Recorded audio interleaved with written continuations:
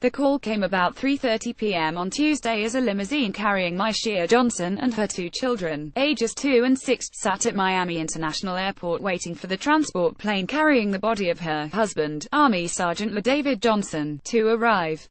As President Donald Trump spoke for 3 to 5 minutes, Johnson, 24, who is 6 months pregnant, wept openly, her body frozen with emotion, according to Representative Frederica Wilson, Democrat, Florida, who accompanied the young widow. Myshia, the entire time, was in a ball, rolled up almost like in a fetal position crying, Wilson said on Wednesday. What he said was, "I guess he knew what he was signing up for, but it still hurts." That's how he said it. Wilson offered a harsh critique of the president's words about the soldier's death in an ambush in Niger, which she said were not comforting.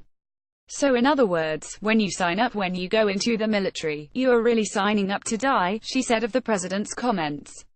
That is not what you say to a grieving widow, a woman who just learned that her husband cannot have an open casket funeral. In fact, she will probably not even be able to see his body.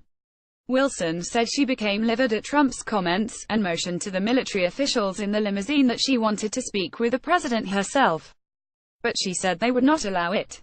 Instead, the conversation continued for several more minutes with Wilson crying.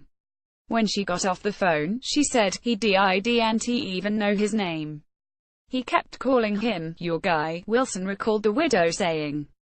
"He was calling the fallen soldier, your guy. And he never said his name because he did not know his name. So he kept saying, your guy, your guy, your guy." And that was devastating to her. At the White House Wednesday, Sarah Huckabee Sanders, Trump's press secretary, defended the president's comments. "Just because the president said your guy, I don't think that means he doesn't know his name," Sanders said.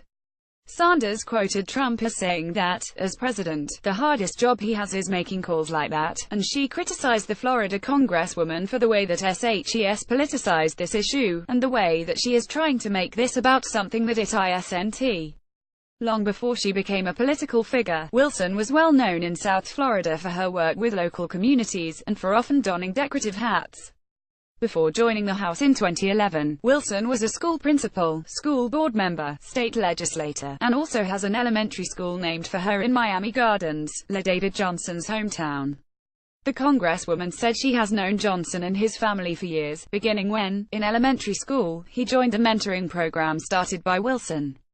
Johnson was close to his family, Wilson said, and was in constant contact with his mother, calling her every day at about 7 a.m.